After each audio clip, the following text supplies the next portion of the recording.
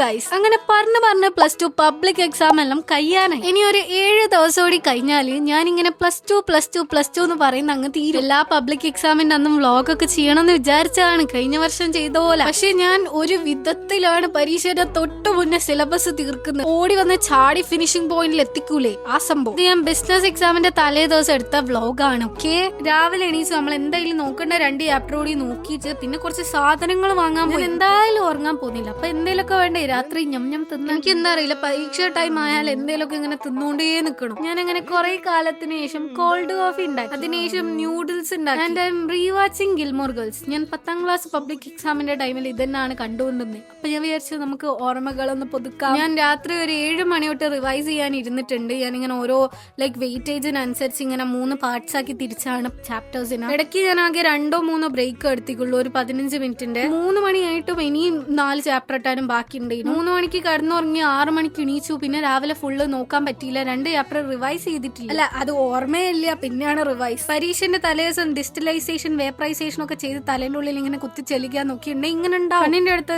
Vicks വെച്ചു, പിന്നെ ice വെച്ചു. ഇങ്ങനൊക്കെയാണ് ഞാൻ സർവൈവ് ചെയ്തത്. വർഷം മൊത്തം നമ്മൾ നല്ലോണം എൻജോയ് ചെയ്തിട്ടുണ്ട്. അവസാന ദിവസങ്ങൾ ഇങ്ങനെയാണ് ഉണ്ടാവും. ഓക്കെ.